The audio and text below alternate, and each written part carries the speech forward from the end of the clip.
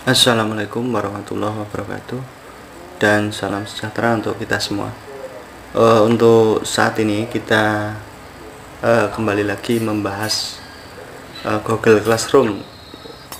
Jadi setelah kita membahas cara membuat Google Classroom dan manfaatnya, saat ini kita kembali membahas berkaitan dengan menu dan fungsi menu Google Classroom ya. Seperti biasa kita masuk ke Google Classroom bisa menggunakan perangkat perambah seperti Mozilla atau Chrome. Kemudian kita login ya. Login di akun kita. Kita masuk.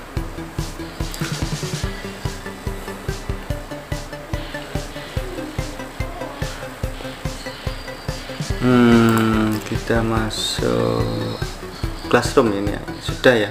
Atau kita kalau belum tampilan masuk Classroom, kita bisa klik yang sebelah sini akun kita, sebelahnya lagi ini ada titik yang 9 itu, kita lihat, kita klik, kemudian kita cari yang Classroom ya, yang Classroom ini untuk memasuki Classroom.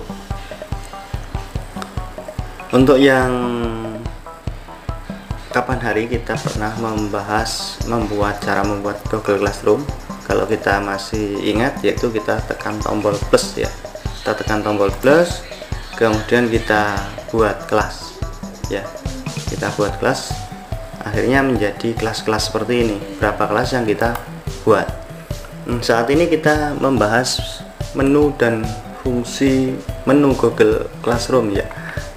Yang pertama kita bahas menu yang sebelah sini ya, sebelah sini, sebelah kiri. Di sini ada kelas. Kalau kita klik, tampilannya seperti ini tadi ya. Kita klik, tampilannya seperti ini tadi, kumpulan kelas-kelas yang kita buat ya. Kemudian kita kembali lagi, kemudian kalender. Di sini ada kalender. Ini ada beberapa mungkin tugas atau pengajar kita pada tanggal-tanggal berapa bisa dimasukkan di sini. Kemudian yang ini kelas ini sama dengan yang ini, sebenarnya sama dengan yang ini, hanya saja kalau di sini ya, di sini ya, ini tampilannya bentuk seperti ini. Kalau di sini ini juga kelas yang ini ya, hanya tampilannya seperti ini, jadi sama.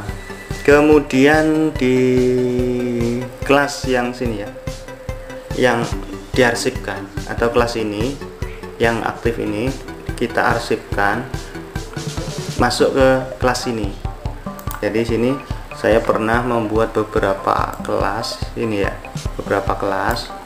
Kemudian biasanya kelas yang diarsipkan itu mau dikembalikan kembali atau mau dihapus, dipulihkan atau dihapus, atau dipindah atau disalin.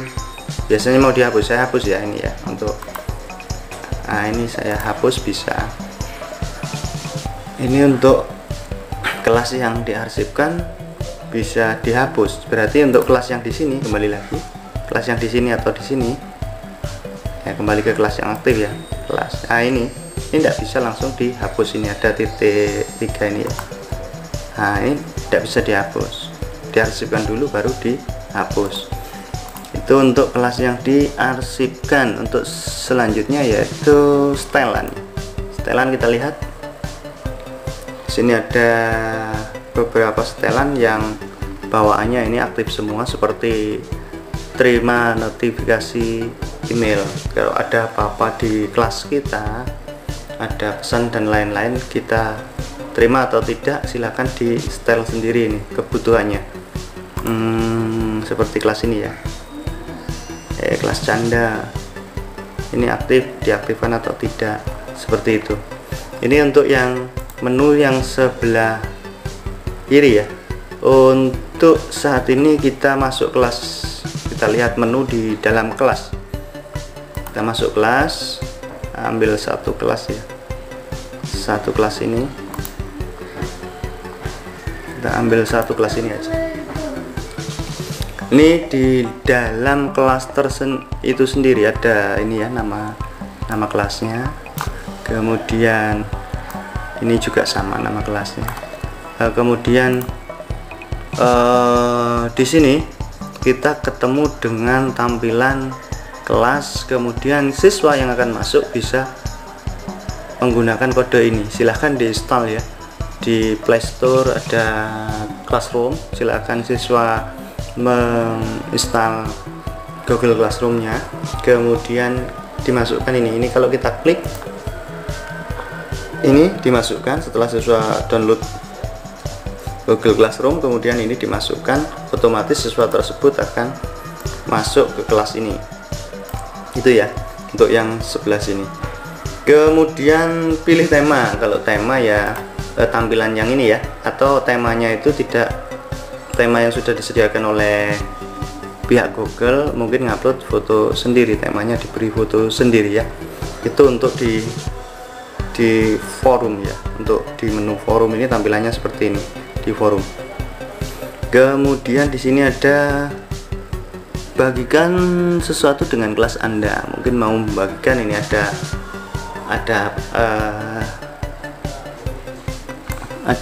apa seperti panduannya, ini panduannya buat dan jadwalkan pengumuman. Kita bisa membuat pengumuman yang diposting langsung, atau kita bisa membuat pengumuman yang tampilnya atau postingnya kita tentukan tanggal berapa nanti, itu ya. Kemudian ada respon postingan siswa dan lain-lain. Kita lihat masuk sini ya, masuk sini kita lihat di sini ada kelasnya yang mana yang mau kita berikan pengumuman. Siswanya kita pilih yang mana. Di sini ada nanti kalau siswanya sudah kita masukkan ya, ini ada beberapa siswa yang mana kita pilih, kemudian bagikan, tambah atau ditambahkan filenya. Seperti saya mungkin tulis ini mau pengumuman ya, kemudian bisa tambah file, bisa. Kemudian postingnya itu kita jadwal, kita posting saat ini sebelah sini, atau jadwalkan pada tanggal berapa nanti postingan itu akan ditampilkan, atau kita simpan dulu sebagai draft. Kemudian ini bisa, kalau yang terakhir sebagai draft ini nanti bisa kita edit mas ya. Itu untuk yang di menu forumnya.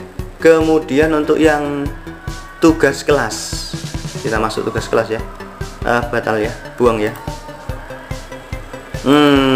buang ya. Untuk yang barusan kita buang. Saya kembali lagi dulu sini.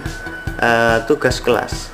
Untuk tugas kelas di sini kita bahas secara umum aja dulu. Nanti kita buatkan panduan lagi yang khusus ya. Dalam tugas kelas ini tampilannya seperti ini. Di sini ada buat tugas. Di sini ada seperti panduannya.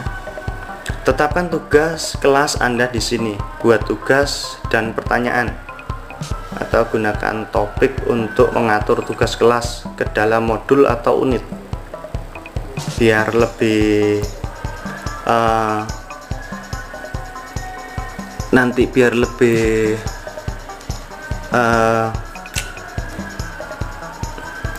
bisa dikelompokkan ya, bisa di manajemen, bisa diurutkan.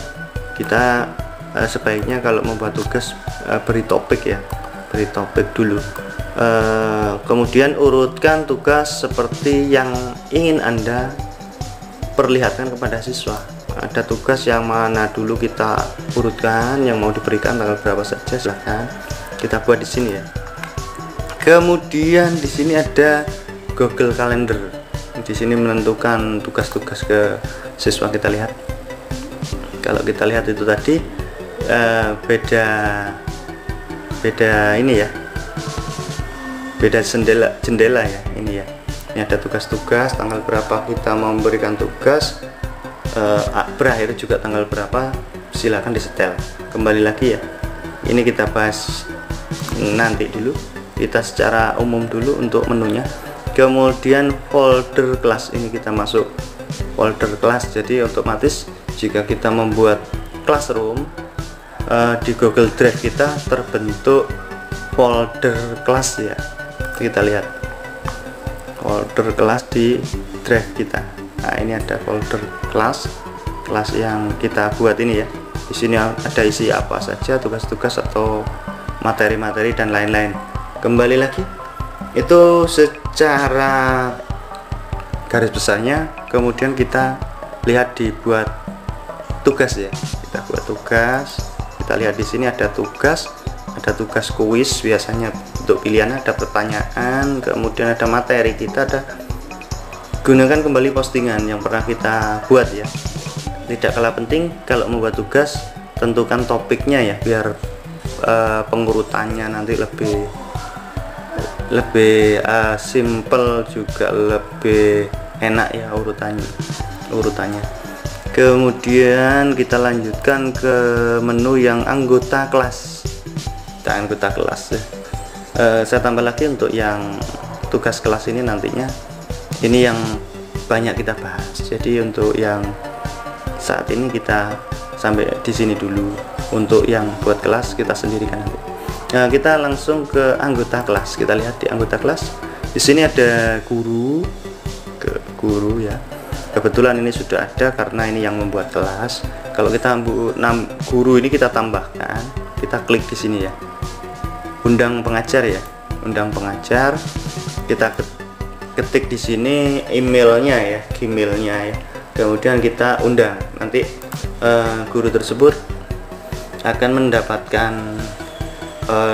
email masuk dan terima ndak untuk undangan kita sebagai pengajar di kelas ini ya, kelas online ini. Kemudian untuk siswa sendiri, di sini ada anggota kelas. Kebetulan di sini undangan siswa ini belum ada siswa. Jadi di sini nanti siswa bisa kita tambahkan di sini. Sama, saya kembali lagi. Sama di sini ya, kita tambahkan siswa melalui Gmailnya, atau siswa tersebut memasukkan kode ini sendiri. Nah, ini ya. Ini bisa dimasukkan oleh siswa. Nanti siswa otomatis masuk ke kelas yang ini ya. Kelas yang ini. Nah, untuk nilai juga karena belum ada siswanya, jadi masih kosong ya. Jadi itu saja untuk menu-menu yang perlu kita pelajari di Google Classroom. Selanjutnya kita akan membahas berkaitan dengan tugas-tugas ya. Tugas-tugas kita sendirikan karena banyak yang perlu kita bahas di sini ya. Nanti kita akan bahas tersendiri yang ini. Tugas kuis, pertanyaan, materi, kemudian gunakan kembali postingan serta mengatur topiknya ya. Ini ya. Untuk yang lain mungkin sudah paham. Ini tinggal nambahkan, ini juga tinggal nambahkan atau masuk sendiri siswanya dengan kasih kode yang ini. Bisa masuk atau di sini ya. Kita kembali kode yang ini atau di sini. Kode yang ini adalah yang ini. Ini ya. Kalau kita klik sama. Ini kodenya tadi sama, silahkan dibagikan kepada siswanya masing-masing, atau silahkan siswa memasukkan kode ini di classroomnya, nanti otomatis akan masuk ke kelas yang sudah dibuat ya, classroom yang sudah dibuat. Terima kasih, itu saja yang saat ini perlu kita pelajari. Sampai jumpa di pertemuan berikutnya. Saya akhiri, wassalamualaikum warahmatullahi wabarakatuh, dan salam sejahtera untuk kita semua.